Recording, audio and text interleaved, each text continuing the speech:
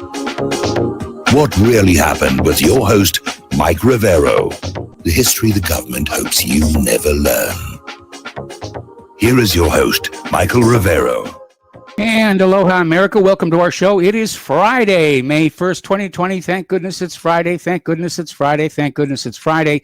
We have a lot to talk about today. The lovely Lady Claire will be joining us in hour number 2. The phone lines are open, 800-313-9443. That's 800-313-9443. Mike is in our control room, twiddling the dials, answering the phones, ready to put you on the air with your comments, questions, observations, and opinions. And before we go any further, next week we're starting some new rules to get the phone situation back under control. And the rule is going to be from Monday through Thursday, okay, there will be no calls taken in the first hour of the show. We'll take calls in the second hour of the show. On Fridays, when Lady Claire is here with us, we'll take calls in the bottom half of each hour. So for the next 30 minutes, I'm not taking any calls, and then at the bottom of the hour, I'll start taking calls if I feel like it. One call per caller per day, one topic per caller per day, so that we don't have these people come in and talk about Joe Biden and they say, oh, one more thing, and then they go off into chemtrails or something like that. And speaking of chemtrails, this is a politics and science radio show. And so the kooky stuff we don't want to deal with. If they did an X-Files episode about it, it's not appropriate to talk about on the show. So let's get into things. The big news today is that Joe Biden finally broke his silence on the Tara Reade sexual assault allegations. And he's out there saying they aren't true. They never happened. If I had a stack of Bibles, I would put my hand on there and reassure that, you know, if it really happened, may God strike me a glancing blow. And then he went on to an interview in MSNBC's Morning Joe, and he's trying to basically repair the damage that has been done to the Me Too movement, whereas out there saying, well, you know, every woman has a right to be heard. And then it goes on to say, you know, but we shouldn't just automatically believe them, which of course was not what he was saying back when it was Kavanaugh who was in the crosshairs. So Joe Biden, apparently aware that people are concerned about his Senate records over at the University of Delaware, asked the National Archives to open his personal files, but still won't open his personal archive of his Senate years over at the University of Delaware. Now, the interesting thing is that some of Biden's campaign people accessed those sealed Senate records shortly after Biden's presidential campaign took off. So Biden's people have already been in there. Have the files been tampered with is the operant question here. And of course, if they have been tampered with, if items are missing, you know, the problem is Democratic leadership has botched this right from day one. As soon as Tara Reade got on air, what they should have done was say, yeah, it's an allegation. We have an allegation here. And Biden could have denied it, and then everybody shut up about it and just let it sort of die of old age. But now they've turned it into a cause celeb. Biden's prolonged silence, because the fact that he's out here denying it today, and Nancy Pelosi is out there saying that she's just absolutely satisfied with the way Biden is handling this situation. He waited way, way, way too long. And that cemented this in the minds of the voting public. Pulling that Larry King segment off of Google Play, that just made things worse. And so this is going to be a slow burn of a scandal between now and November. They're stuck with it. The Democrats are stuck with it. I don't know who their political strategist is. They're not very good. Whatever they're being paid, it's way, way, way, way too much. Because they keep making these stupid mistakes. They really do. And because of past situations with, you know, Bill Clinton and the Kavanaugh hearings and Me Too and the rest of it, this idea that Biden groped this girl, you know, shoved his hand up her skirt and diddled about, if you will, that's going to resonate with a lot of people, especially the woman's vote. And other issues like, you know, the economy is going to be playing a factor in the November election. The rest of it, though, is a little too abstract. You know, we have possibly one of the biggest scandals in the FBI history unfolding right before us right now. We'll get into that in a minute. But it is abstract for those who don't pay attention to the FBI. And for those of us who know what the FBI is really like, it's like, no big deal. They do this all the time. They've been doing it all. Go back and look at COINTELPRO. Look how they railroaded James Earl Ray. Look how they harassed and tried to intimidate Martin Luther King. You know, this is just business as usual, what Peter Strzok tried to do to General Flynn. It's what the FBI does. You know, fools, bumblers, and idiots, FBI. Anyway, apparently over at MSNBC, Chris Hayes has been devoting a lot of coverage to the Biden scandal. Bidengate, I guess we can call it. Go ahead and call it Bidengate. And it is getting a lot of media coverage all of a sudden because the corporate media is realizing that the independent media was covering this for about a month while they stayed silent. Now they're trying to make up for lost time. Say, see, we're covering the story. We're giving it the coverage it deserves. And, you know, we were there first, which is a blatant lie. So Chris Hayes is out there giving it a lot of coverage at MSNBC. And Democrats are saying, how dare you? How dare you dare to dare, to dare, to dare? They're demanding he be fired. And again, look at the contrast between what's going on with Biden and what's going on, what happened with Brett Kavanaugh and even Donald Trump himself. And look at how they're trying to protect Joe Biden the way they protected Bill Clinton. And you can, the hypocrisy is written there all in capital letters in 24-point type. Double standard. Moment 11. So one of the founders of the Me Too movement is out there actually on Biden's side on this thing, trying to say, well, yeah, we've got to hold him accountable, but he could still be elected just because he groped out his staffer. That's really no big deal.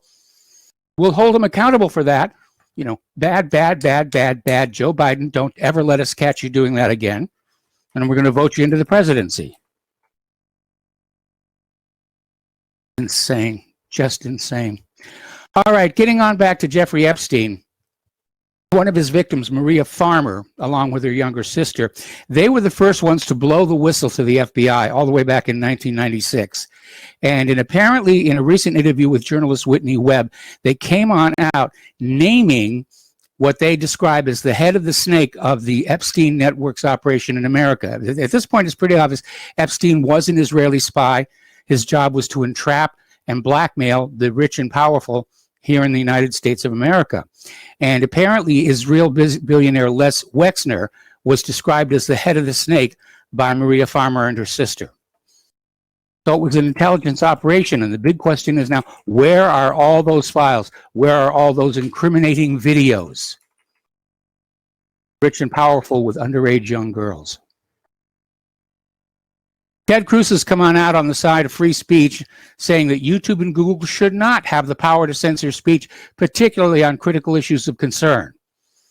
Now, the context for his comment had to do with these two doctors in California who made a video talking about whether the lockdown was really necessary or even effective, and YouTube took them down, which has prompted a backlash. And again, that was the wrong thing to do. Just ignore it, it'll go away. Instead, when you go out there and you're actively seen as trying to block it, you're going to be in trouble here. The First Amendment is an absolute. The Cherry Sisters case established that legally in this country. The First Amendment applies to everybody and everything. If you are in a public space, which includes the internet, the First Amendment does apply. Or it applies to nobody. You don't have freedom of speech, you have permitted speech. Now, if you're over there on the East Coast, you may or may not have had a chance to see the Navy Blue Angels and the Air Force Thunderbirds do flyovers to honor the first responders. And don't get me wrong, I love the Blue Angels. I've seen them many times. I've seen the Thunderbirds. They used to come out to Hawaii and practice right over my house, actually, at one time. And it was great to watch and everything. But knowing what it costs to run the Blue Angels and the Thunderbirds, would that money not have been better spent buying face masks and face shields for the first responders? We're hearing about all these critical shortages of face shields and masks, and yet the government can spend all this money for these flyovers. That's a lot of money. I mean, it's not like the people stop working, they don't get paid. They get paid anyway. But if you, I mean, just the fuel costs alone of getting these aircraft to where they're going to go, doing the flyovers, and then flying to wherever next it is they're going to do a flyover. I mean, they're going through more fuel on a single flight than you probably go through in an entire year in your car. Okay, so let's talk about coronavirus, COVID-19. Genetic studies are showing there was a variant of COVID-19 already in France before the virus arrived from China and Italy. So apparently it's been around for a little bit longer than people thought, and China may be off the hook as the source of it. Maybe it began someplace else and was taken to China. What virologists have found is the dominant types of COVID-19 in France differed from those that arrived from China or Italy and belonged to another group, or clade, they call them there. 5 major U.S. airlines are all going to require passengers to wear their masks, and that is Delta, American, United, Frontier, and JetBlue. So far, Southwest Airlines is the lone holdout among the nation's biggest airlines. Now, here in Indiana, as of today, the shelter-in-place order is rescinded, but masks are now mandatory in areas where social distancing is impossible. Players in the kitchen rattling the pots and pans.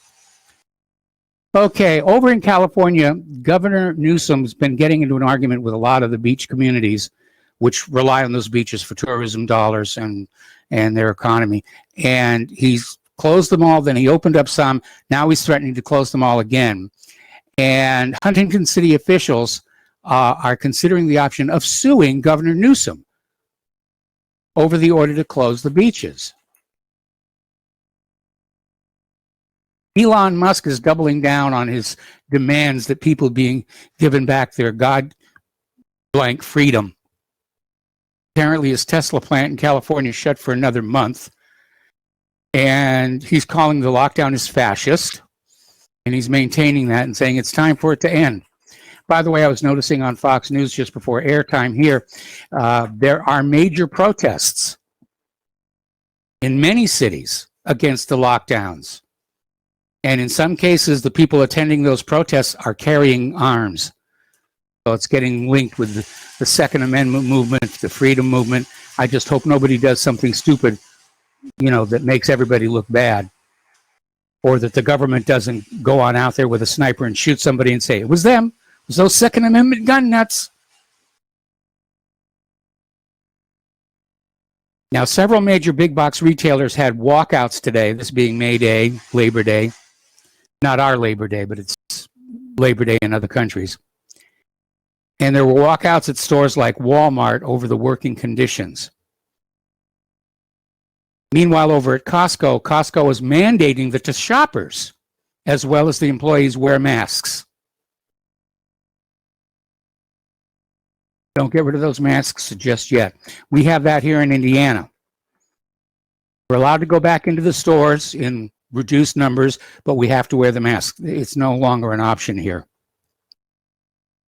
Despite the COVID-19, employees in Texas and Iowa are told to get back to work or lose unemployment benefits. And the reason for that is it turned out, pardon me, that most people who were put on furlough because of COVID-19 were actually making more money off their unemployment benefits than they were off of their jobs when you subtracted out the gas to get to work and having to dress up and the rest of it. And they were really kind of liking that, maybe a little too much.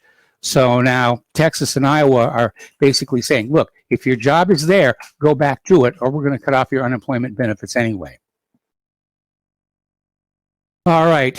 Statistics are looking a little grim. 1 in every 3 coronavirus patients who go into the hospital never come out, and half of those on a ventilator die. There is still that issue if too much pressure in the ventilator is causing lung damage, causing blood clots to form, which can lead to strokes and heart attacks. Shouldn't be rushing this stuff. Really, really shouldn't it? Okay, so everyone's been talking about hydroxychloroquine or chloroquine or even just plain old quinine. Now they're focusing on remdesivir. And they're asking, is it really a wonder drug for coronavirus patients? And apparently there are 2 studies out now. One study says it has no benefit for the infected. There's another study that says it showed fantastic results Clearly, they both cannot be right. Somebody somewhere is either incompetent or they're fudging the results.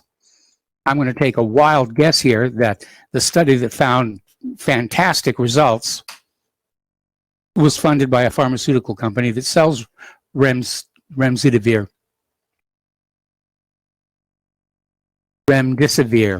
Say that one 3 times fast.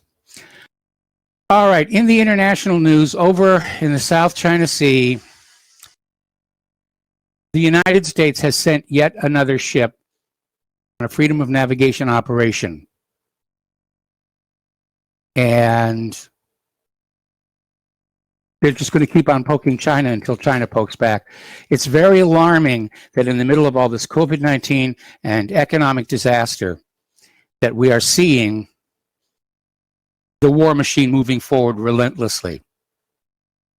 Britain's £3 billion warship HMS Queen Elizabeth has set sail for an 8-week deployment despite 2 of the 700 crew on board being removed after testing positive for coronavirus. Turkey is vowing to defend the Tripoli-based government against Haftar dictatorship in Libya. Ankara Wednesday accused Eastern Libya's commander Khalifa Haftar of seeking to create a military dictatorship and vowed to defend the country's Tripoli-based government. Now, to clarify things for you right now, the Tripoli-based government is the, quote, internationally approved government of Libya, end quote. In other words, the government that the U.S. put together to throw in there after Gaddafi was killed. Only the people of Libya didn't want to live under puppet rule and basically drove these people from power. And leading the Libyan people to regain control of their country for the Libyan people is this Haftar. So, anyway, Israeli helicopters have carried out attacks in southern Syria. Oh, par for the course. Israel's always shooting at somebody here. This is an interesting story, though. This came out of UNS.com. Apparently, there's an historian, and even more interesting, it's an Israeli historian, okay, discovered where that 6 million dead figure came from that we've been hearing relentlessly since the end of World War II. It was invented at a Zionist conference in 1944, more than a year before the war in Europe ended and a real census could be taken, and a year before the Red Army entered Auschwitz. Of course, we know where the 6 million figure comes from. It comes from a prophecy in the Hebrew religion, the Jewish religion, that after 6 million are lost, the Jews can return to the Holy Land. And that's why that number keeps cropping up over and over again. They were using it in World War I.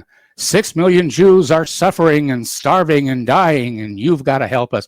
They're running more commercials right now about, Passover, and we have these Holocaust survivors, and they're just barely hanging on. Please send money. Well, what happened to all the money we've already sent to the Holocaust survivors? What about all the Holocaust reparations money? Where did that go? Well, administrative costs, and we had to get more paper for the computers and ink. You know what those ink cartridges cost. So we only had a few kopecks left over for the Holocaust survivors. That's why we need you to send more money. Okay. Well, this is Friday. The new rules don't apply till next week, so we're going to go ahead and take a phone call from Joe in Houston. Hello, Joe. Welcome to the show. What's on your mind?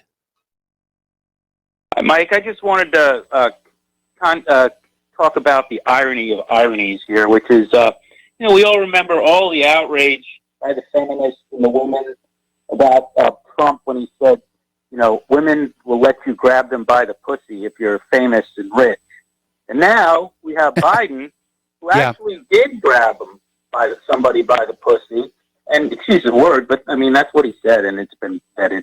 And there's nothing. There's crickets. The same people, like in my family too, that were always talk about Trump, the pea grabber, and Joe, how vile. Yeah. Joe, stay on the line. Got to hold you over the commercial break. We'll be right back. And welcome back to our show. We're talking with Joe in Houston, and we were talking about this comment that had been put forward that if somebody is rich and powerful enough, that women will let them get away with a quick grab. And I certainly saw a lot of that in Hollywood. I mean, the girls were coming on to the producers and directors and casting directors. I even got hit on once myself by an actress, a particularly dumb one, because visual effects producers have no pull in the show.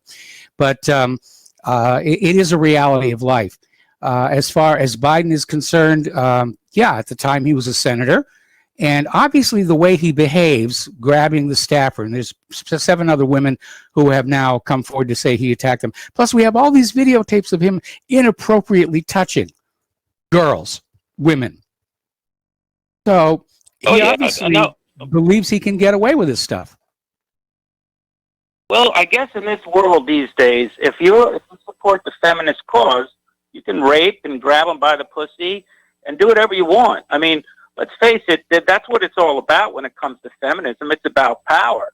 One guy is all talk, Trump. He's just making a comment about the way it is, and it is true. If you are rich and powerful, you can grab the butt. The other one actually does the action, the crime. Yet that's overlooked. I mean, all these women, they have those pink hats. Remember, there were 20 million of them walking around Washington. Well, I'd like to see see them dust them off and wear them now and have a protest against Biden. And I'd like to see signs wherever Biden goes saying, "Hey, Joe, what are you doing grabbing them by the pussy?"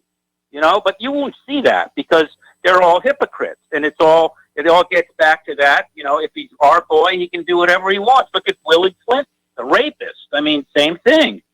So, I wanted to call you yesterday real quick about Flynn and a story about Flynn that's being overlooked by most of the media. I know you've talked about it, but I think the real story and the real interesting thing to watch for and to watch is going to be what's going to happen to that law firm, Covington, the one that Eric Holder sits on, that actually railroaded Flynn along with the prosecutor.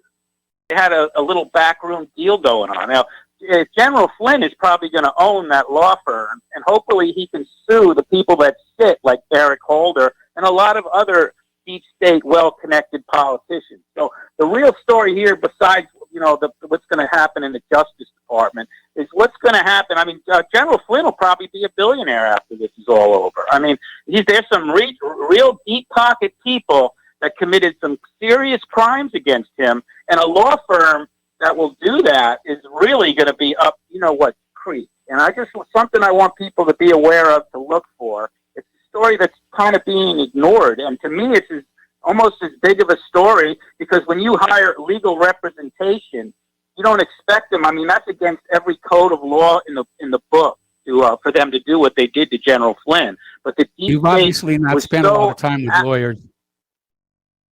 Well, I know, but to have them get caught, when they get caught, then they're not very good. Lawyers are usually smart.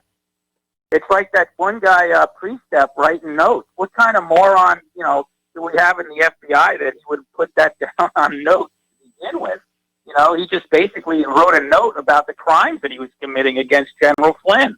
So these people, some people can be smart but have no common sense. I see a lot of that these days.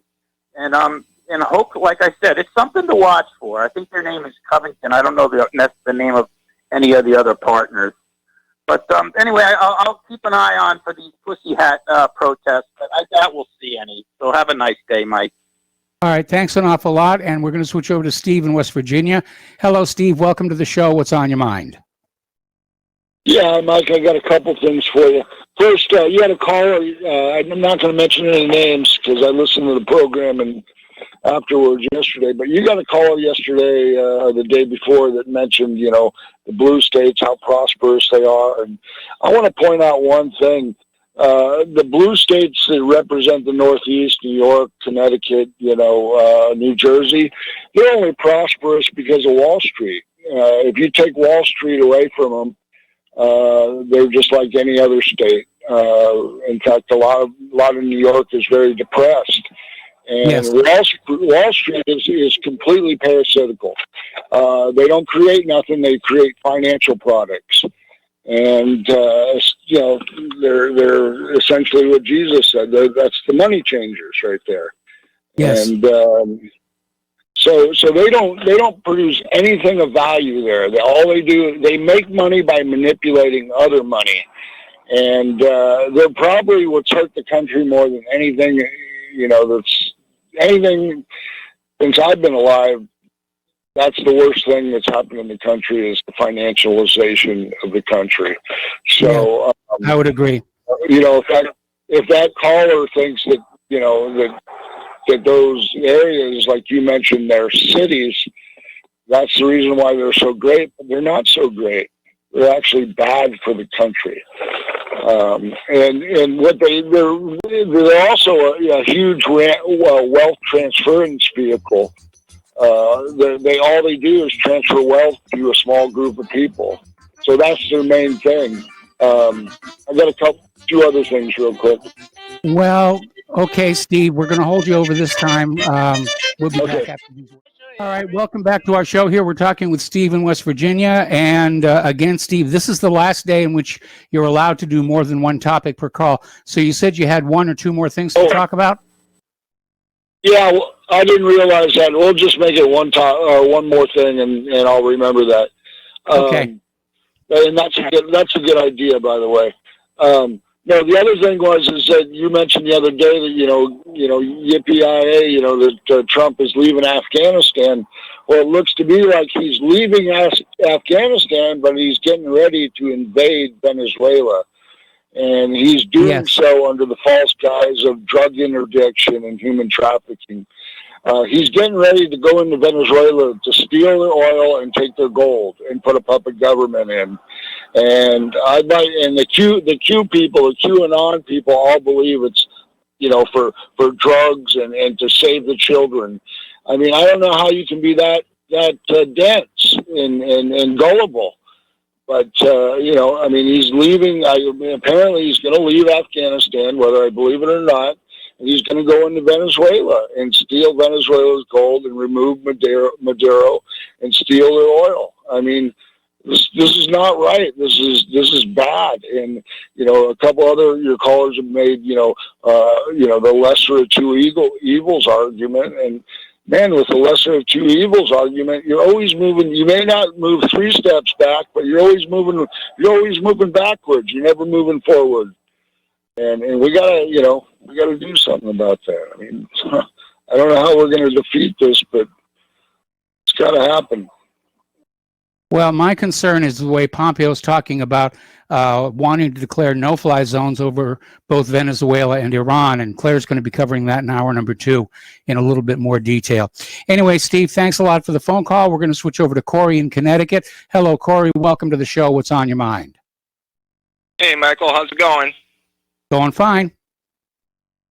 Benjamin Franklin once described democracy as 2 wolves and a sheep voting on what's for dinner. Yes. Well, Michael, it seems to me that, at least in our current day and age, that democracy is more akin to a single wolf persuading a flock of sheep that eating lamb is good for you. You know what I'm saying? Yeah, I do, and I like it. Benjamin Franklin also went on to say that liberty is a well-armed sheep contesting the vote. And to that I ask, aren't sheep those who willingly lay down their arms in preference of authoritarian leaders, no matter how tyrannical they might be, whom they believe will protect them? Well, I would go back to the original Declaration of Independence where it says that abusive governments are tolerated while evils are sufferable. But there does come a breaking point. And I think when I look at the protests that we're seeing right now in several cities about the lockdown orders, I think we've reached the insufferable point because people are out there, they're losing their homes, they're losing their businesses. They're thinking about all the huge amounts of money that have been taken from them by the government throughout their lifetimes. And now that they are in trouble, what do they get? A $1,200 loan. Yeah. You see that point? It's a raw deal. Yeah. One thing I like to mention that maybe it's not as bad in Indiana where you are, but here in the Northeast, if I were to go to the supermarket and take off my mask, I won't be attacked by any tyrant. I will be attacked by an endless herd of sheep, getting trampled upon. So I fear the sheep more than I fear any tyrant. Yes, I understand Like what you're saying. Well, Claire and I haven't tried going into a place without the masks yet, and we're probably going to continue to wear them because I don't feel like, being trampled by the sheep. Yeah. But I have noticed that a lot of people just aren't wearing the masks anymore. Yeah, that's good news for me. But here in Connecticut, it's a little bit worse, and there's a lot more sheep in Connecticut. I wish I lived, it was like more like Texas or even Michigan. They're protesting, but I don't see any protest here in Connecticut, unfortunately. Anyway, there's one thing I just wanted to mention on COVID-19. Yes. And that is all the statistics, they only include the number of people who've died of COVID-19. They don't include the total number of deaths. Now, here on the CDC website, I've noticed, at least in 2018, there is no data for this year, and there's no the data for 2019 is incomplete. But in 2018, in April, a total of 233,000 people died just in the month of April. Yes. If this data or trend were to be consistent, then, well, approximately 60,000 people died last month. So the total number of people who died last month in the United States in April should be approximately, somewhere between 290,000 and 300,000. So that's a piece of information that I wouldn't mind learning if you could come across it, or any of your listeners could come across that information, the totals, because then we could compare the COVID-19 death with the total number of deaths and see it, if they conform or are consistent with one another. Well, my understanding is that deaths from non-COVID, or at least we're being told, deaths from non-COVID sources are actually quite a bit down. Total morbidity is down from 2019, 2018. And there are allegations that because of the financial incentives involved, people who are dying of things other than COVID-19 are being listed as victims of COVID-19. They die of the regular flu, it's COVID-19. They die in a car accident, it's COVID-19. They get eaten by a shark, it's COVID-19. Because the medical establishment gets more money if they have patients listed as COVID-19. They get a lot of money if they can get them onto a ventilator. Yeah, well, I bet that once the total number of deaths are reported, I don't think there will be much, if any, difference whatsoever. So in a sense, this pandemic, I really think, is a hoax. And also, I wonder, of the 60,000 people that did die, purportedly, how many were treated with, like, hydroxychloroquine? How many were given the option to be treated with that? Which, tragically, some people, being put on a ventilator opposed to hydroxychloroquine is really, that's really drastic. It is drastic, but again, there's a financial incentive to do it.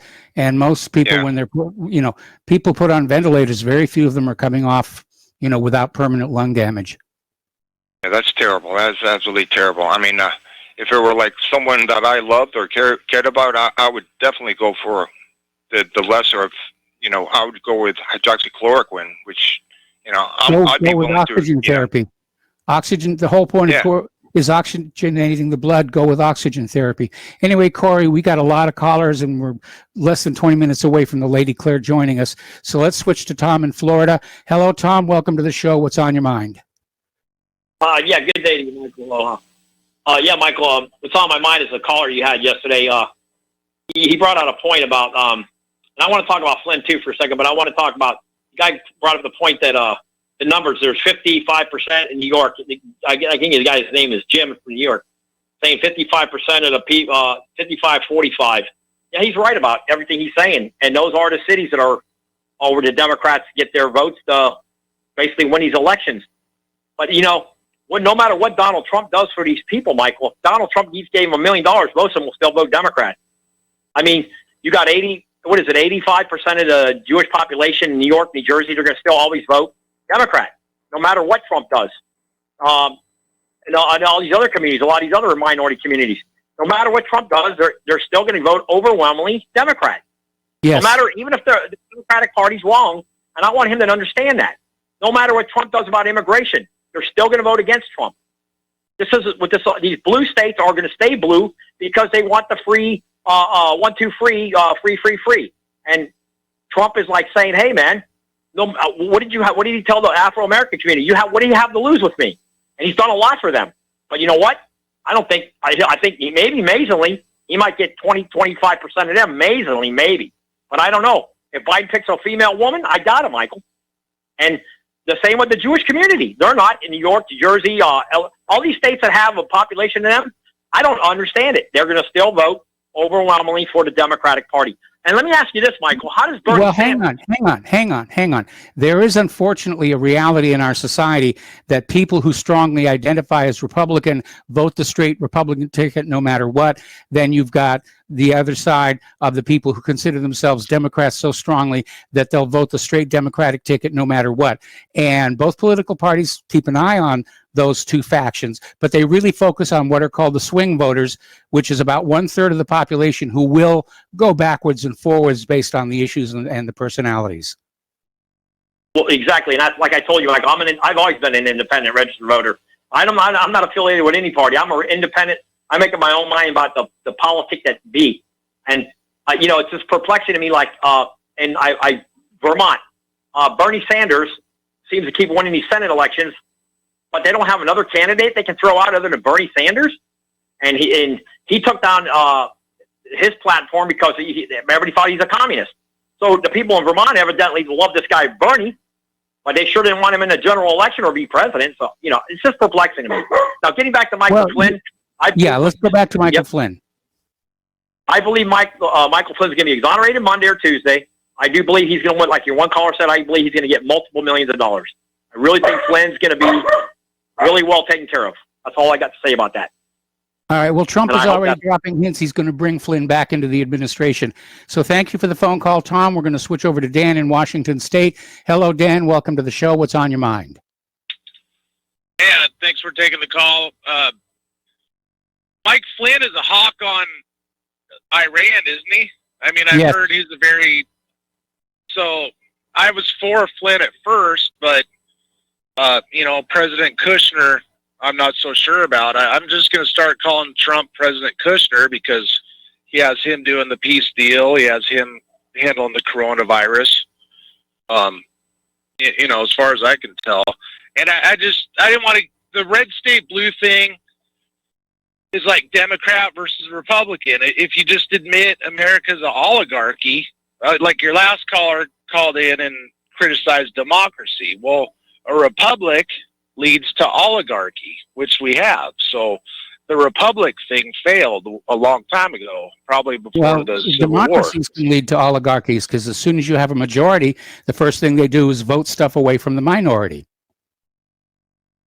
Well, but republic, so do oligarchy. I mean, it's an oligarchy now because it was a republic. I mean, republics lead to oligarchies. That's what we got. That's what a republic is. I think you're oversimplifying. All governments tend towards oligarchy after time because the rich and powerful will corrupt the government to serve their own purposes. Right. So I don't see why bash democracy. I'd rather have democracy than a republic where you just have turns into an oligarchy and you got a bunch of rich. Because remember, it was a slave plantation, half the country to begin with. So that's why republic works, because you have a big slave plantation. And that's mostly where the heritage of the red states comes from. Now, I would be very careful about that because, the Southern Democrats grew up with that plantation issue. And, the Democrats were behind the KKK. It's something that the Democrats are trying to live down, but historically, they had a strong support for slavery. But I think the Southern strategy, the Republican Party kind of took that over. And I don't mind, saying every group should have representation, including white people. And I think if we had that, it would break this whole red, blue, left, right paradigm because look, the Republicans, I want I called mostly for pension reform, because if you fix, most of these blue states are going broke because the government workers have these huge pensions. And, you know, if everything was rolled into Social Security, I think that would fix a lot of these problems. But well, look how badly Social Security has been managed. I mean, starting in the Clinton years, because they started, and remember, Clinton's a Democrat. Starting in the Clinton years, they started plundering the Social Security Trust Fund, taking the money that was being built up for the baby boomer retirement, and they spent it as general revenue. And that's where Bill Clinton got his magic federal budget surplus, you know? And Reagan did the tax cuts, too, that, you know, if you make over $100,000 a year, you don't longer pay into it, and that blew a hole in it, too. And don't forget, Reagan passed the first amnesty. You know, the whole conservative movement has basically been anti-working man. I mean, as far as it's against minimum wage, it's against Social Security. You know, it's for it. They pretend like they're against illegal immigration, but they always stab you in the back. You know, you always get a Paul Ryan, a John McCain, Lindsey Graham. They're always in there making sure that nothing ever really happens on immigration, except more immigration, because they want to go back. Basically, the slave plantation mentality is there.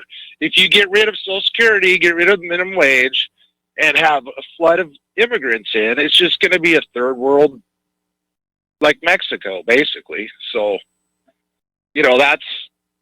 But anyway, but the Democrats, on the other hand, just blame everything on the white man, and they're for open borders lately too.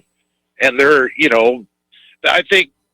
They haven't been for working people either. They're for the same oligarchs. So it's just, they're both doing the same thing, I guess is my main point. And it's an oligarchy. What was your main point? Well, you're right. They're both doing the same thing, because this whole Republican versus Democrat, red versus blue, is an illusion that is designed to give the American people the impression they still have some kind of choice moving forward. But the reality is we are an oligarchy.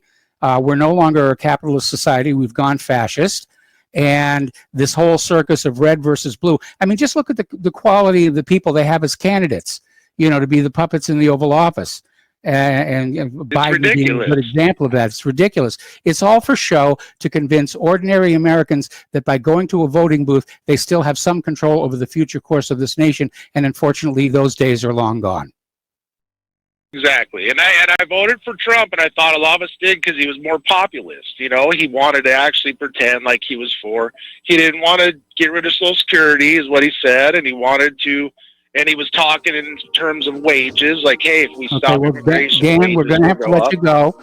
I got to take a break for commercials, and I got a raft full of phone calls I need to get through before the Lady Claire. So we'll be back after these few words.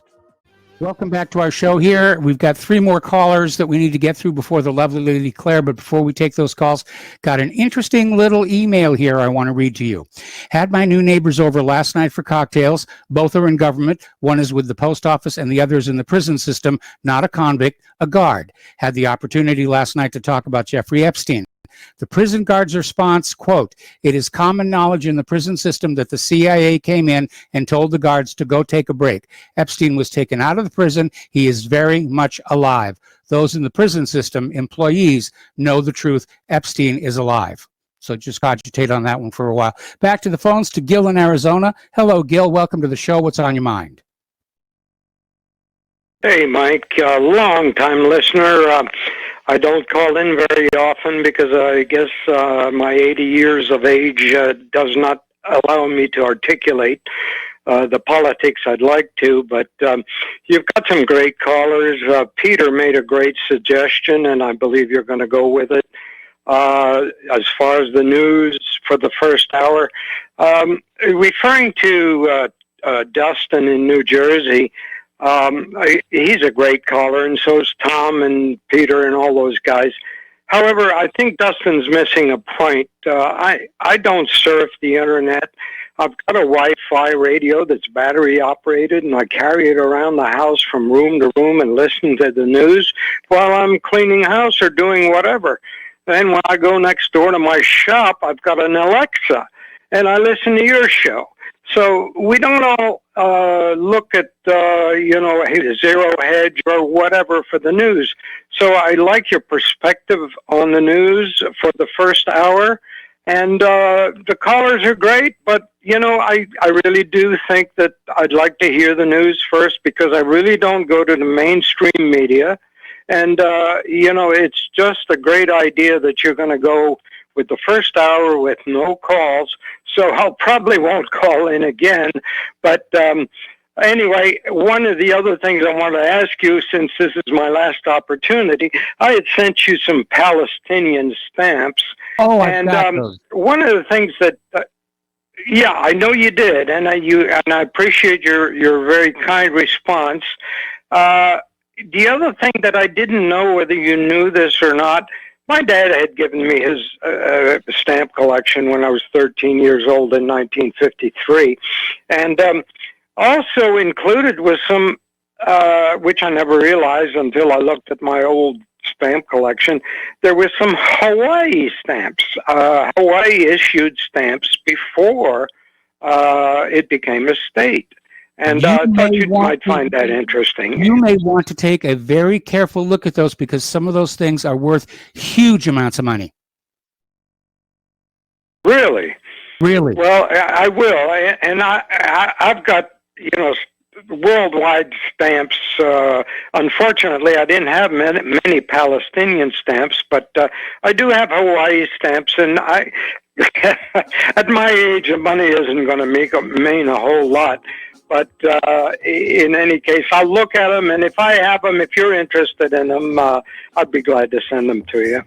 Well, I appreciate that, and if one of them's worth a lot of money, I don't care how old you are, I'll send half the money back.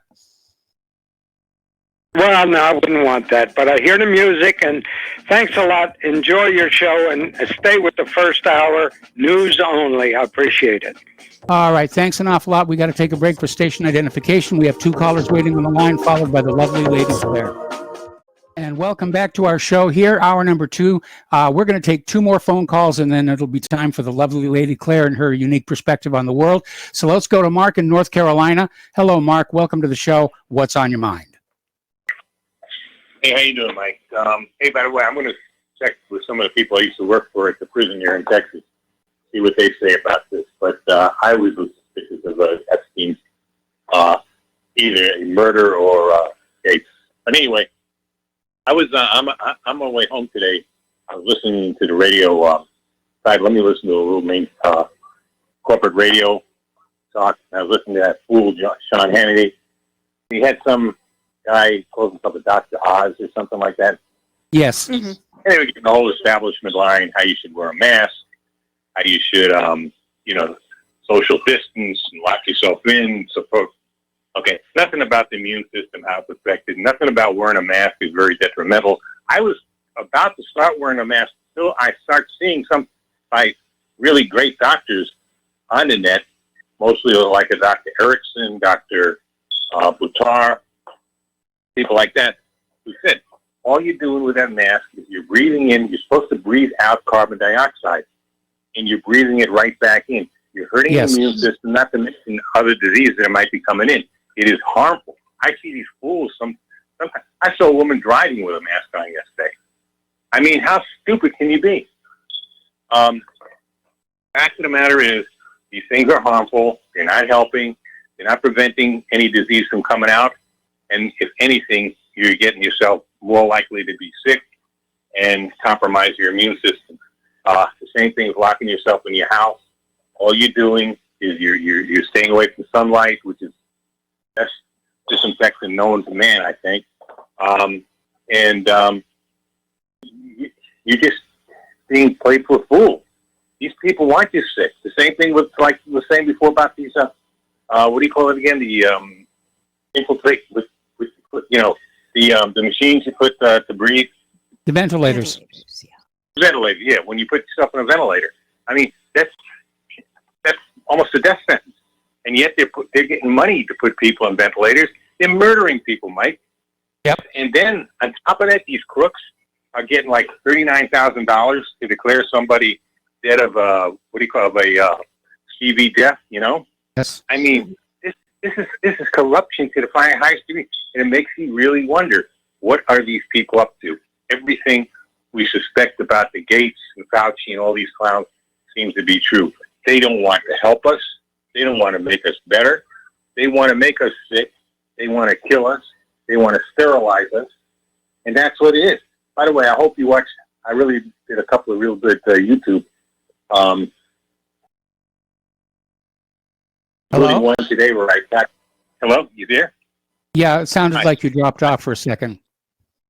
Oh, yeah. I made a couple of real, including one today. I attacked another radio show, by the way, on the net fault lines, because they've totally compromised themselves. They banned me today from either calling or commenting on their comment lines. All right, and it's one guy that's out of control, the former Breitbart reporter by the name of Lee Stranahan. Yes. He's totally out of control. He wants to give the establishment line on CV. He's not even his partner is taking him on that. He don't want to hear anything. And now, like I said, I got banned. I'm sure a lot of other people got banned, and they're not allowing certain guests that they used to have on. And I just wanted to let people know about that. But anyway, Mike, that's it. All right. Anyway, say hello to Lady Claire for me, okay? Well, she's already listening right now, and thank you for the phone call. Hi, Lady Claire. We're going to take one more phone call from Steve Elkins. Steve, welcome to the show. What's on your mind? Well, your caller is correct about these masks. You are retaining some CO2, and CO2 is your driving force to breathing. Unless you're a COPD, that would be just the opposite. A low PO2 is your driving force to breathe. But you are retaining some CO2, no doubt about those masks. And it's interesting, last couple of days I've noticed that the mask is going lower and lower. It's not on the nose anymore. It's actually just over the mouth. And sometimes it's used for a harness to hold up the turkey gobbler on some of these older people. But it is kind of funny. The mask is slowly making its way down, and soon, hopefully, it'll be coming off. But that's what I called in about. I called in because I was starting to think about what was on the radar and what's off the radar now prior to the COVID-19 virus, and that we were talking a lot about the lung damage from vaping. And yeah. I just kind of wondered how many of the youth that actually did pass away, if they actually were vapors, and that, of course, that would have underlying health problems there. That would be a lung impairment. So I would like to know, I wish somebody in the medical field, I mean, I don't see vapors. I really don't. I see hardly ever. I don't think I've seen one yet. They've never made it in. But the point being, that would be a underlying health history there, a lung impairment. So introduced into the COVID-19, well, they wouldn't probably do very well because they're already low oxygenated and lung impairment. So I was just kind of wondering about that. Another thing I was thinking about was the flu vaccine itself. There's some conflicting evidence there. I'm not sure where to go with this one on, but people were saying that if you've taken the flu vaccine, that you could get a false positive. We're seeing lots of false positives. My wife told me yesterday a whole bunch of false positives are coming in. So the testing is not perfected. There's a lot of money being made on the testing, but there is no reliability. There doesn't appear to be much reliability. I guess the question I'd have is, with the flu vaccine, how many people got the flu vaccine, still got the flu, and then shortly after were exposed to the COVID-19 virus, which means they were still fighting off the flu, trying to repair their body, but then were exposed now to the COVID-19. That makes a huge difference if you think about it, because the regular flu takes quite a bit out of you, and then introduced into something new, well, you're not going to have very good success. So I think there's anybody working on their master's for their thesis, this might be something really good to research. The variables of this virus here and the deaths, the actual true number of deaths. I'm hoping when it's all said and done, because we know the number's been padded so much, and I've always said the second wave was about padding it even more so to reach the flu numbers or surpass flu numbers, because then they can actually call it a pandemic. But I hope that somewhere down the line we'll break this down and find out the actual true numbers, because this thing has been padded and greatly exaggerated. Well, I mean, it's classic epidemiology, and but you're right. Getting accurate numbers is almost impossible. Everybody's going from models, which are basically computerized guesses, And, it may be years before we actually have reliable, accurate data.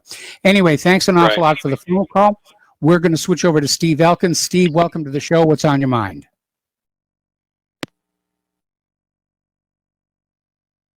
Oh, that was Steve. Yes, that was Steve. That was Steve. My mistake. Okay, we're going to close the phone lines until 4:30.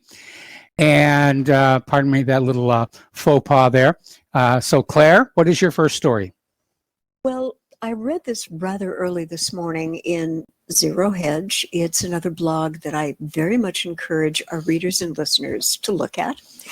And the headline was, Pompeo demands countries block airspace to Iran's terrorist airlines after Venezuela deliveries.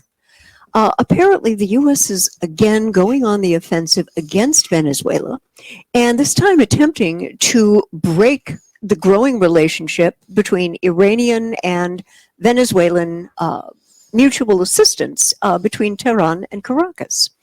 The so-called rogue states recently targeted for U.S.-imposed regime change are now helping each other fight coronavirus, as well as Washington-led sanctions.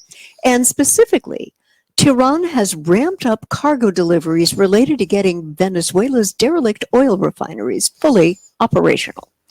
Now, Secretary of Mike Pompeo, in new statements, has called on the international allies, Mike, to block airspace, specifically for Iran's Mahan Air, currently under U.S. sanctions, and which has in recent days delivered cargoes of unknown support to the Venezuelan government, according to Pompeo's words.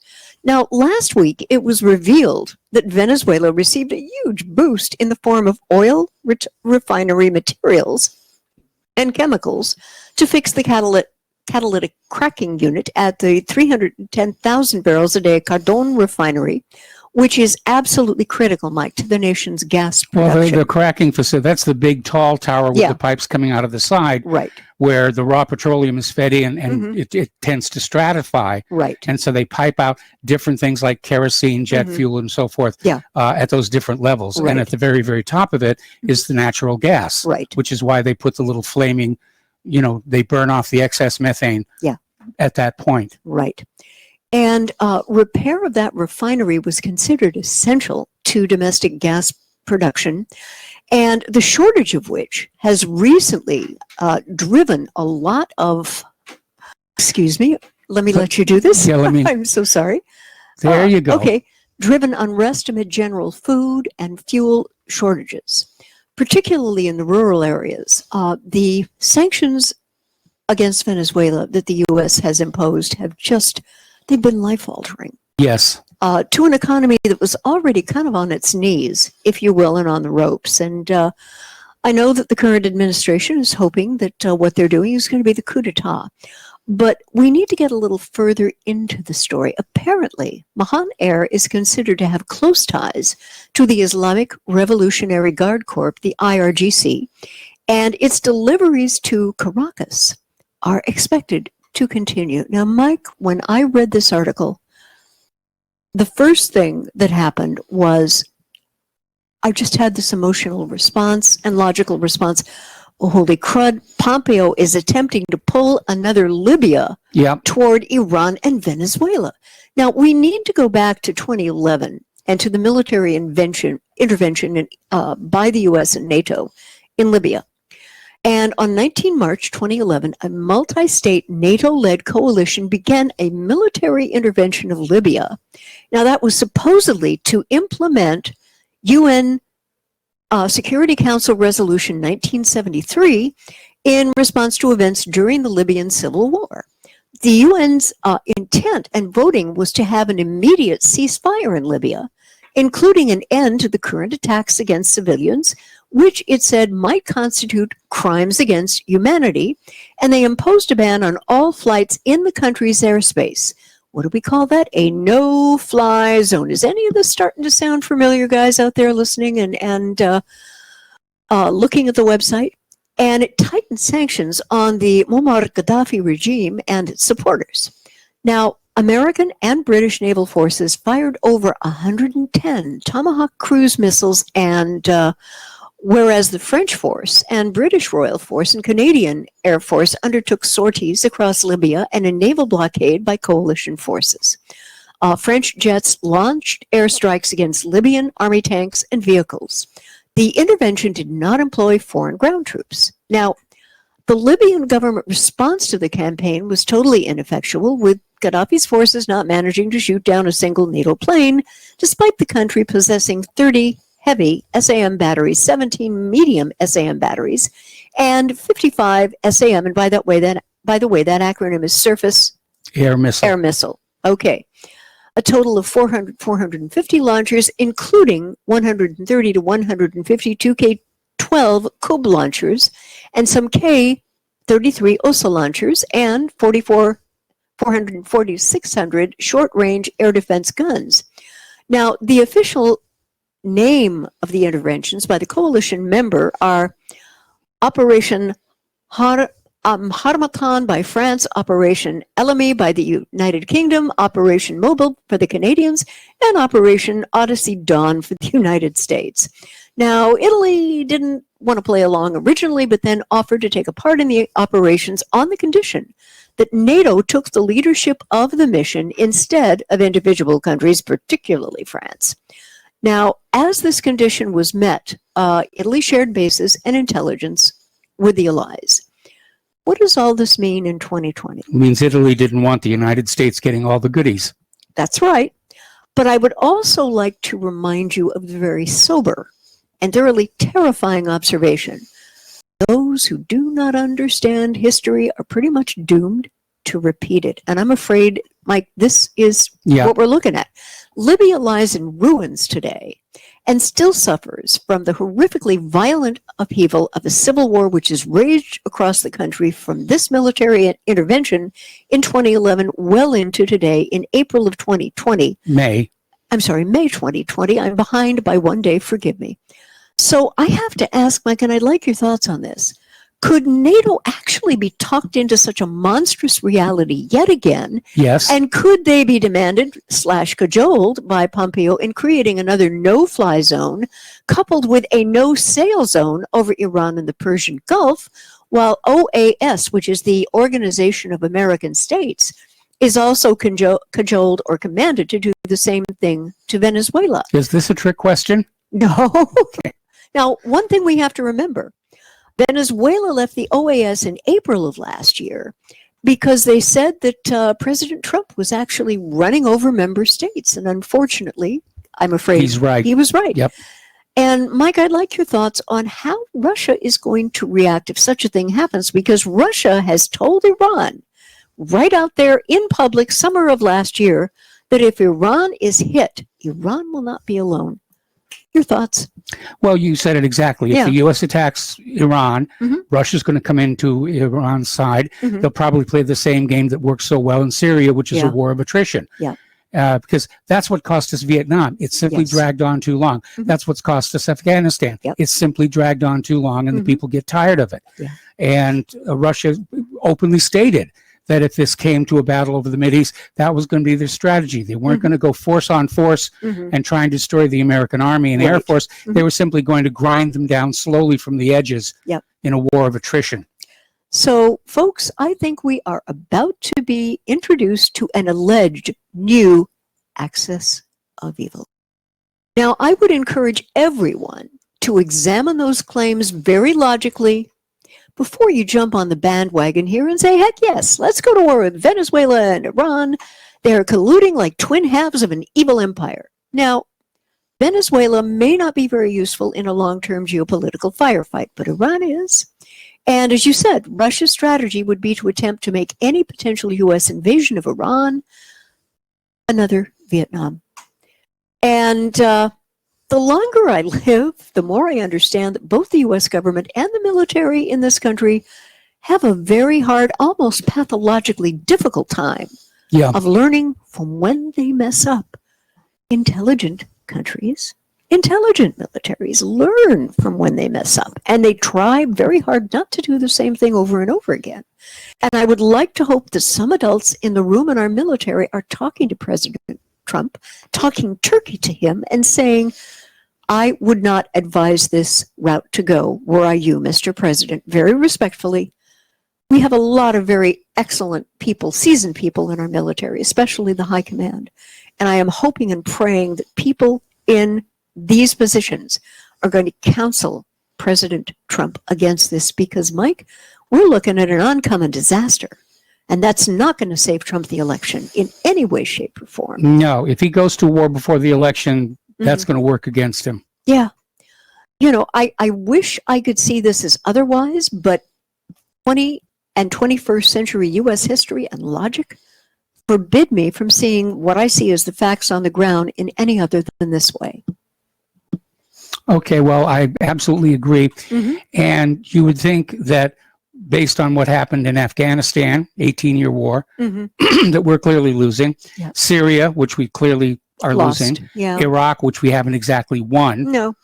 But unfortunately, the thinking in Washington, D.C. is we've gone far too great a distance down the path.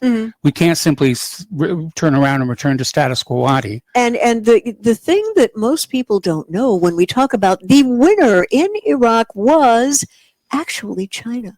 Yes. China last fall inked development deals which enabled the Chinese government to come in and develop the oil, also develop the infrastructure that's been bombed back to the Stone Age. And of course, that was a big part of how the U.S. expected to make money off the Iraq war. We're going to go in, bomb your country, then you hire us to build it back up again. We got to take a break for commercials.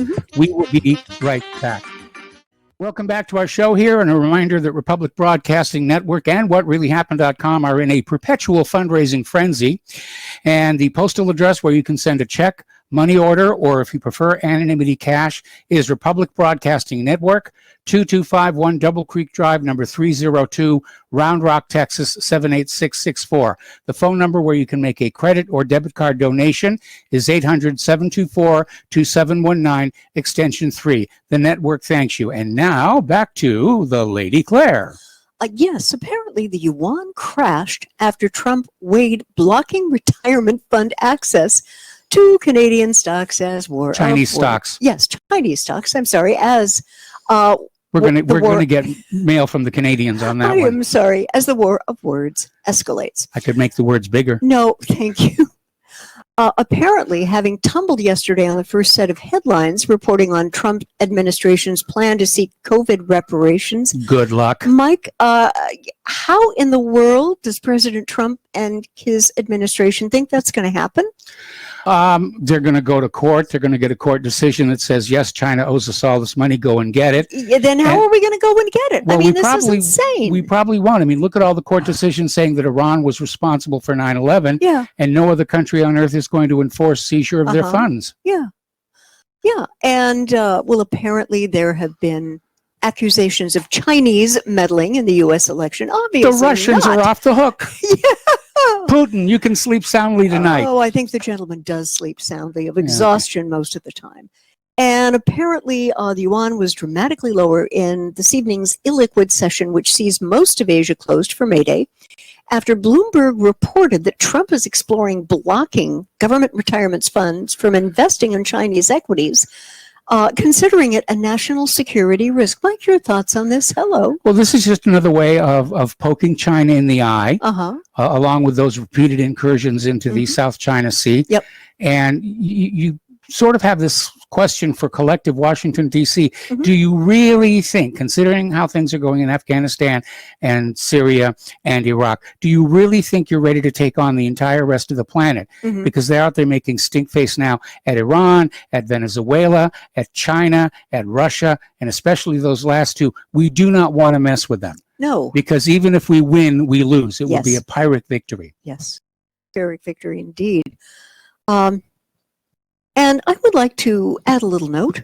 If anyone from the President Trump administration is listening or listening to the rebroadcasting, I volunteer to the Trump administration to be the director of their Department of Peace at $1 a month.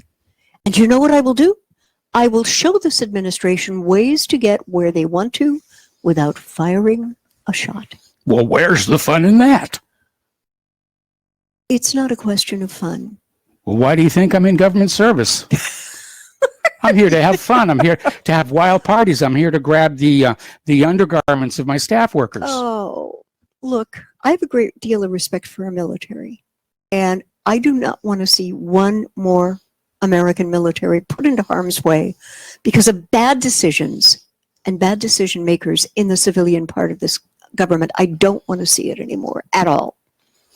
Well, unfortunately, the attitude of the higher-ups is best expressed by Henry Kissinger, who said military men are just dumb, stupid pawns to be used, for foreign policy.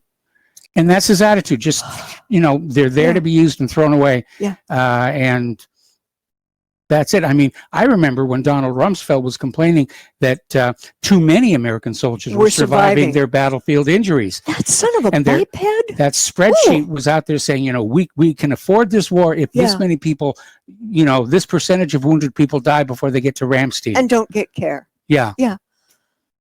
So completely inhumane to people who have pledged their lives to this country. I have a real hard time with that, Mike. I do too, but that is in fact what came down. Okay, yeah. But I would like to hope that if anyone from the Trump administration or any of their minions are listening, I'm available. I'm easy to find. I'll do this. $1 a month, guys. Let's move in a different direction. So many Americans are so ready for this. Yes, absolutely. Yeah. Okay, let's see. The World Health Organization is cutting 80% of humanitarian aid to war-torn Yemen right at the moment when COVID-19 is emerging. It's all about the timing. Oh, man. They're going to impose drastic cuts in humanitarian aid in Yemen this week, and it's a move that follows Trump administration's slashing of funds for Global Health Agency. So we get tit for tat. Oh, man. She said WHO is expected to spend about 80% of its funding for Yemen's hospitals, primary health care, and other health care needs. And Mike, I've got 4 words for this move. Genocide 3. Genocide writ large. Actually, I have 1 word. Petty. Yeah. This is, Donald Trump punishing WHO because of WHO's supposed bias toward China. And WHO has to make up the shortfall someplace, so they go after Yemen, not realizing that actually helps Trump's agenda. All right, we're going to open up the phone lines at this point, and we'll be back after these few commercials. Welcome back to our show here. We're going to take a phone call now from Ray in Indiana. Hello, Ray. Welcome to the show. What's on your mind? Hey, Mike. Yeah. Well, the governor is in the process of reopening, so I was all prepared to go protest tomorrow, but since he made the announcement, did you get my picture I sent from protest costume last week? Yes, I did. It was a big hit. Yeah. Everybody seemed to like it. I was trying to do something a little lighthearted, but make people think. I wasn't out there trying to piss anybody off. So, well, anyway, I just wanted to check in with you and so have you had a chance to go over any of the governor's speech? Not in detail. We were listening to it on the radio a little bit earlier. I mean, we got the fact that we can now have mass gatherings of up to 25 people. The shelter-in-place order is rescinded, but the wearing of masks is now required if you go into a place where social distancing is impossible. Right. But it looks like the restaurants will be up 50% for Mother's Day, which is a big hit for everybody. And I know several restaurant owners, and they were worried about losing Mother's Day because they lost Easter. Easter was a big day, and they lost that. So I hadn't had a chance to talk to them yet. Like I said, it just happened today. But I think they'll be happy with that, and hopefully we'll be all 100% by July 4th is what he's saying. So I'll give him a little credit. He did it in steps, and he's making a step in the right direction. I wish it could go a little faster, but we'll see what happens. Okay. All right. Thanks again, and thanks for your time. You have a great show. Keep it up. Take care. And you too, Claire.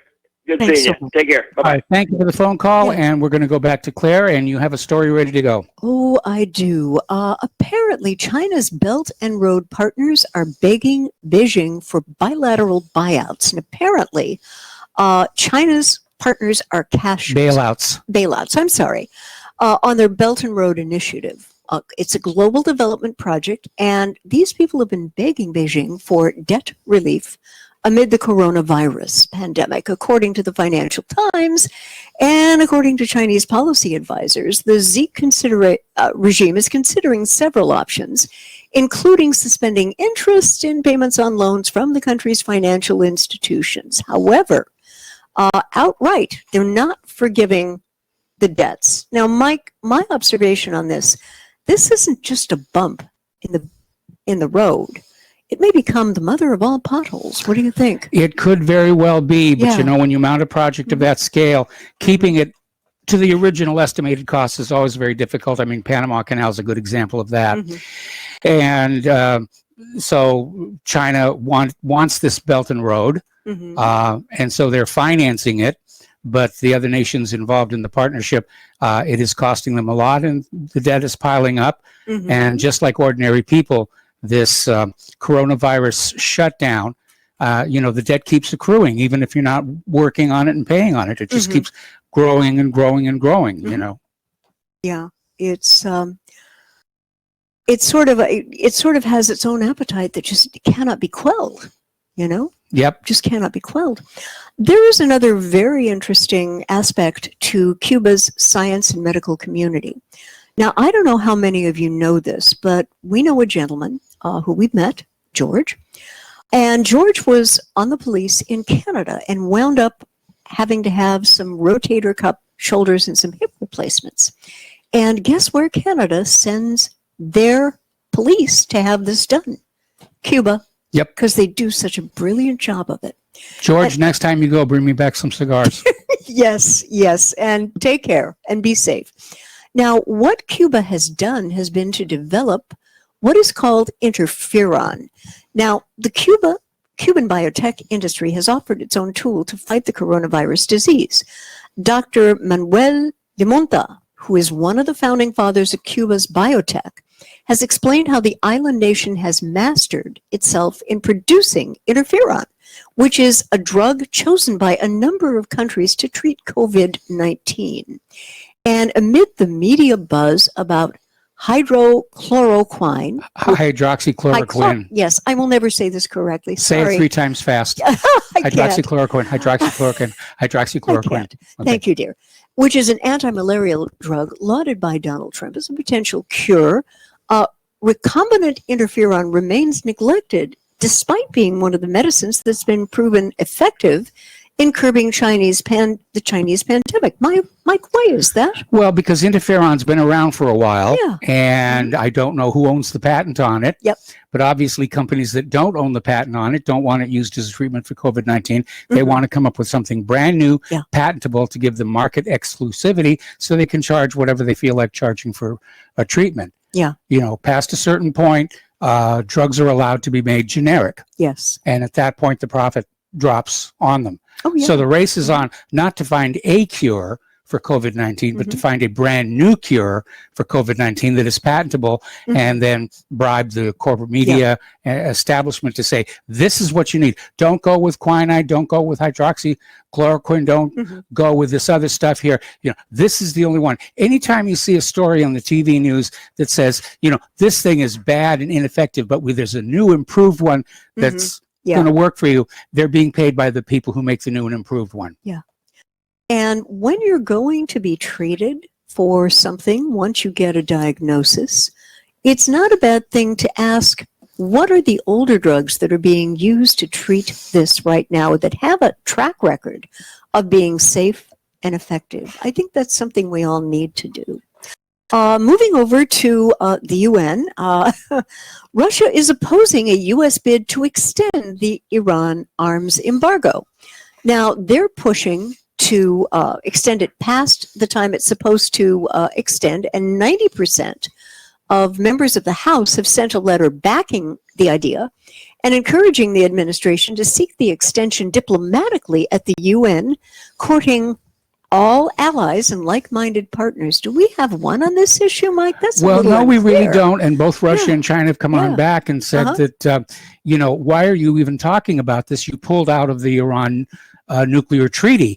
And the United States has now taken the incredibly bizarre position that they are still part of the treaty, even though Donald Trump unilaterally withdrew from it. And therefore, that they have something to say about extending the arms embargo past October.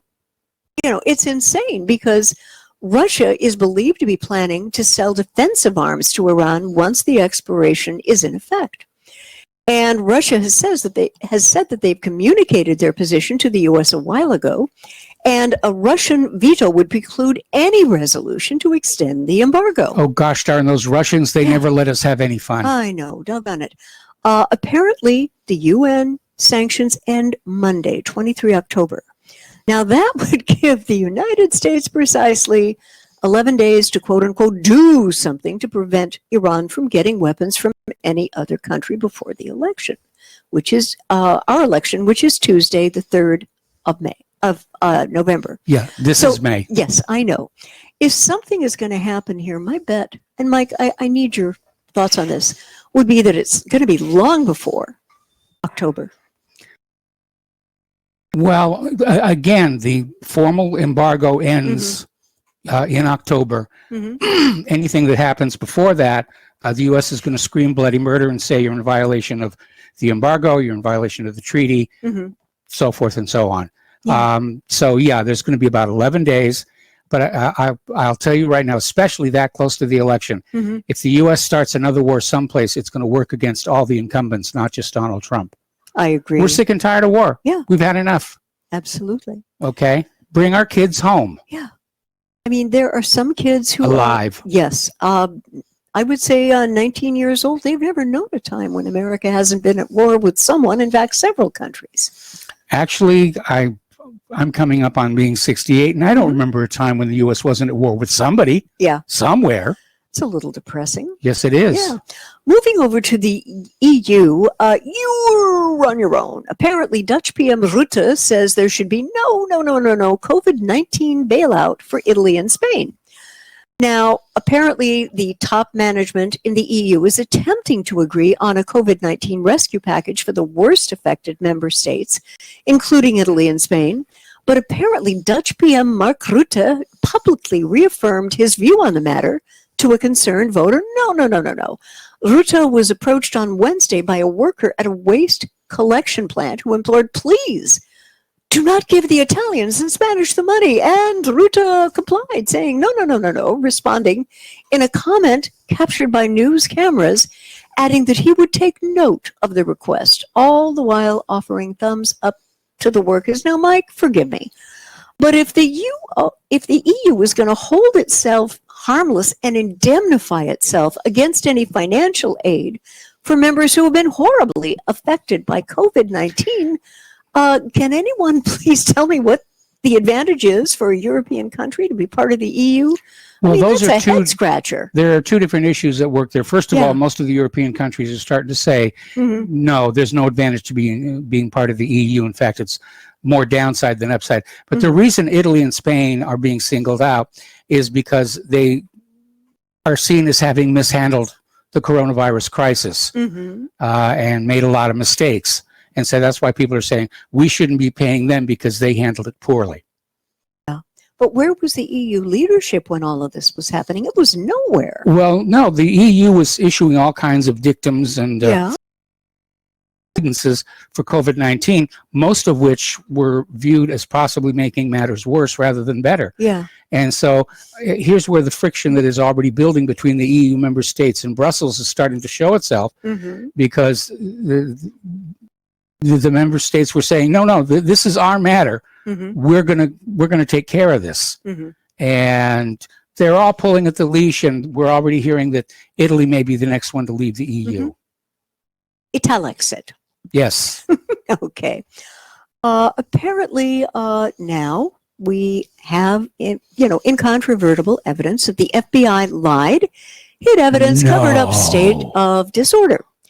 Now, notorious for failing in its duty to thwart terrorist attacks, the FBI is under fire again, this time from a bipartisan group of U.S. senators who want the beleaguered law enforcement agency investigated for major abnormalities involving evidence in a terrorist case. Known for its corrupt method of operation, the FBI evidence critical to a pending Justice Against Sponsors of Terrorism Act, just a lawsuit, brought about by families of 9/11 victims. 2 years ago, FBI received a civil subpoena in the case, and the lawmakers believe the agency has committed numerous violations and may be trying to conceal that its investigative files are in a state of disorder. Gee. FBI, fools, bumblers, and idiots. Oh, Lord. Now, Mike, when I'm looking at this, I'm appalled, but I'm not shocked. But for the current iteration of the FBI, such horrific, ethicless behavior has become absolutely the new normal. Well, it's nothing new about that. Does the name Randy Weaver ring a bell? Oh, very much. Okay. Or Waco, Texas. Or COINTELPRO. Yeah. Or James Earl Ray. Oh, Lord. Or Leonard Peltier. Yes. Okay. All the way back. All the way back. This is what the FBI does. Yeah. And to those of us who studied the FBI, there's nothing surprising about either this case or the Michael Flynn case. Yep. This is what the FBI does and how they've operated throughout the years. Yep. They're not the heroes made out on TV. They go to great lengths to have themselves portrayed as heroic on films and TV. In fact, in the FBI story starring, who was it? Jimmy Stewart. Yes. Good old Brigadier Jimmy Stewart. Yes. J. Edgar Hoover was actually on the movie set telling the director how to direct the movie. Yeah. I remember what they did to Jean Seberg. Oh, yes. They drove her to suicide. Oh. Absolutely. And she had been very supportive of the original Black Panthers who were simply trying to get control back of their schools, make sure kids were able to eat. You know, I don't see anything wrong with that, frankly. Well, she wasn't so much a supporter of the Black Panthers themselves as she was a supporter of civil rights. Yes, okay. At a time when the White House definitely wanted the blacks kept subordinate. And so they planted a phony story in a gossip column that Jean Seberg was pregnant by one of the Black Panthers. And she was pregnant, but by her husband, who was a French diplomat. And they lost the baby. They lost the baby. The shock was so great, Jean suffered a miscarriage. They held a funeral for the baby in open caskets, so everybody could see that, this was a white baby. There was no black in there.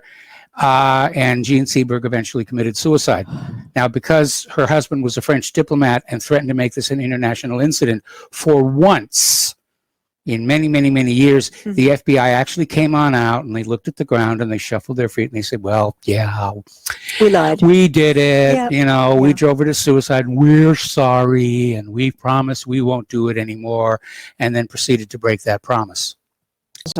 As always.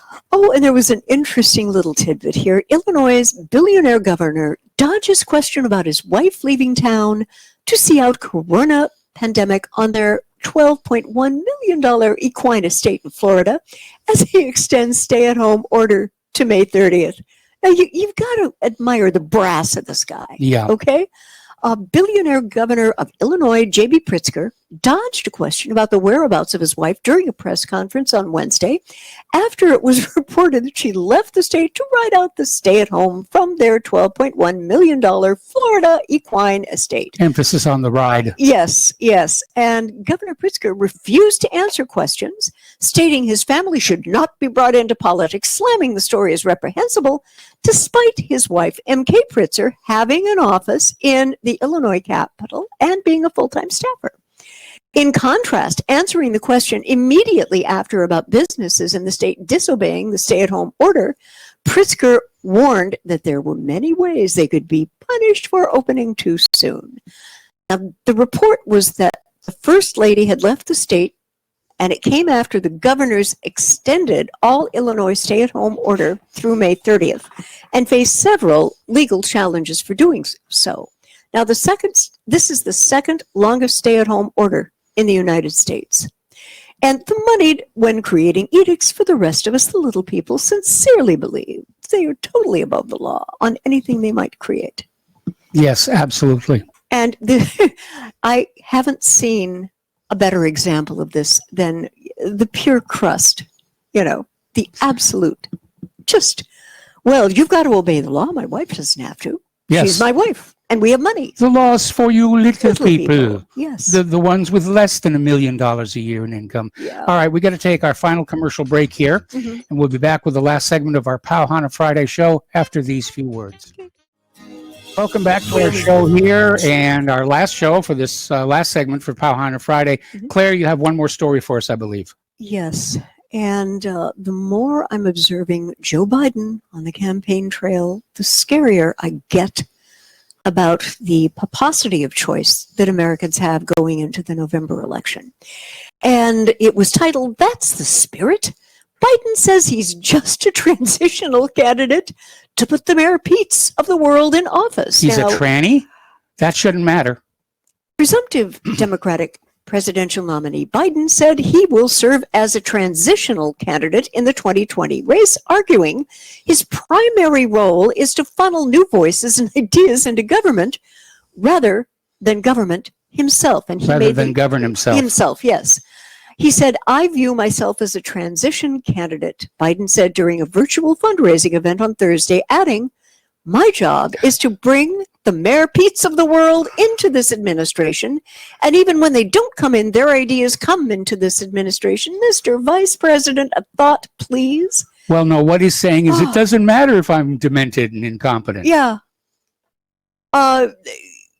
If voters didn't vote for Mayor Pete in the primaries but supported you instead, don't you understand that perhaps people in these Democratic primaries voted for your ideas over those of Mayor Pete? And folks, if Well, it doesn't matter anymore. He can't remember his ideas. Good Lord.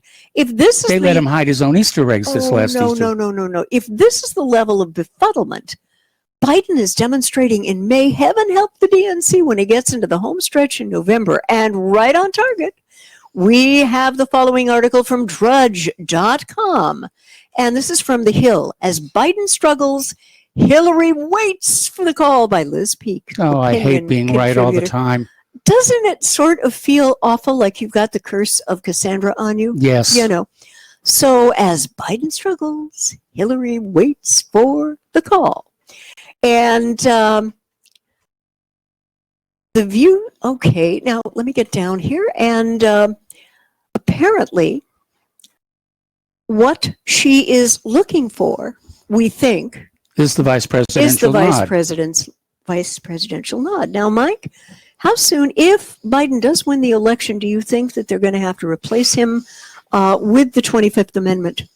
And that's never happened before, has it, in the history of American politics? I don't believe it has. No. I think the reason there was a 25th Amendment is it was thought it might be necessary. Yeah. I think it came around the time of FDR when he was in his final term before he died. Right. And they were very concerned because he was so sick that Eleanor was actually running the country. Okay. Which was cool because Eleanor had a lot of really great ideas. Yes, she did. And, yeah, I imagine it would be a matter of only a few months. Now, if Hillary steps into the presidency, I think somebody argued with me that this is not the case, but my understanding is that if she inherits the presidency in the first 2 years of the first term, she can only run for one other term. If she steps into the presidency in the second 2 years of the first term, she can run for two more. There's the music time for us to get on out of here. Please stay tuned for John Stadmiller. I'm sure he's got a lot of interesting things to share with you. Spread the word of RBN. Spread the word of whatreallyhappened.com. Please donate. I can't tell you how important it is that we stay on the air right now. Have a really great weekend. Congratulations to those of you being allowed out of your houses. We'll see you Monday. Aloha, America.